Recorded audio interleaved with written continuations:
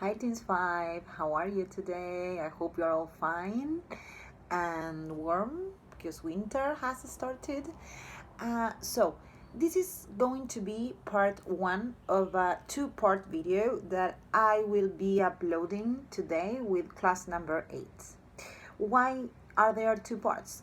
Fine, because in this first part, in this video, we are going to make a short revision on everything we have seen so far, I have taught you so far, so then we can move on to the new topic more easily, okay? Because this new topic might be a bit difficult for you. Yes? Okay, good. So far we have completed classes 5, 6, and 7. In this video, I'm going to make a short revision on classes 5 and 7. Yes? First of all, class 5. On class 5, if you remember, we studied the difference between, I'm going to use my cards here, stative verbs and dynamic verbs. So, let's begin with dynamic verbs. Dynamic verbs are all those verbs that, in general, you can see movement, actions. And the important thing about these verbs is that you can use them in the continuous form and the simple form in any tense. So, even with verbs like read, which doesn't imply action, or verbs like watch, where you can't see any movement, those actions are still considered dynamic. Why? Because you can start them and interrupt them. You can do them repeatedly in many times at different moments. Okay? So, dynamic verbs. Actions that in general imply movement and that can be used both in the simple and the continuous. Some examples. I was reading when the phone rang. She was cooking when he arrived. I watch series every day. I played hockey on weekends. Yesterday I visited my grandparents.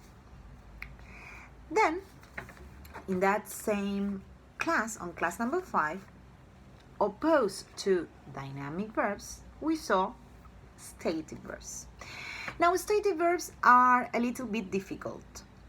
Stative verbs are verbs that refer to mind processes, preference, property, or states. So, stative verbs. And they are stative because they do not imply movement.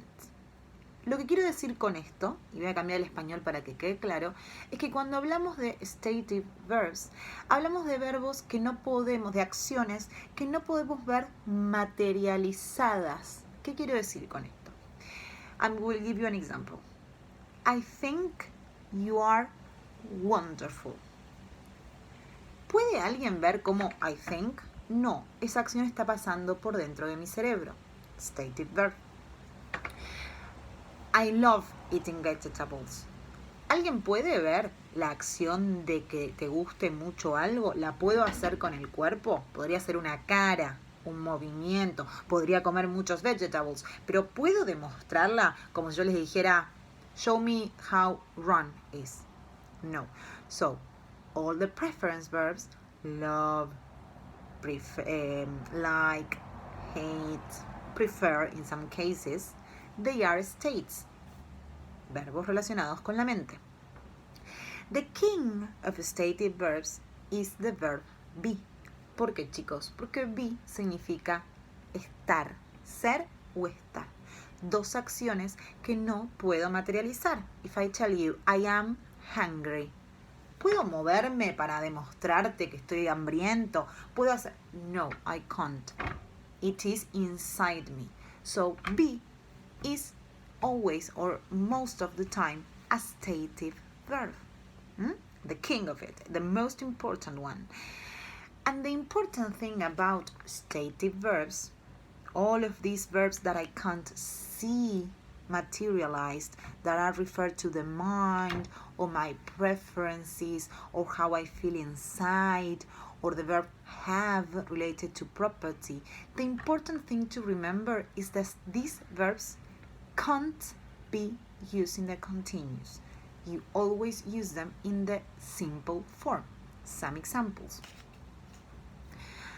I am happy. I was sad yesterday. I loved eating vegetables when I was young. I like reading. I have a brother, and others. Okay? Right. Now, let's move on. On class number 7, I explained to you the difference between used to and would.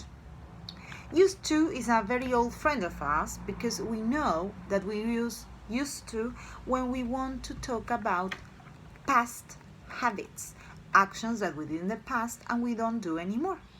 And the good thing about used to is that we can use them for states, stative verbs, and for dynamic actions that we did in the past, for both of them, because used to can be used for any kind of routine that we had in the past.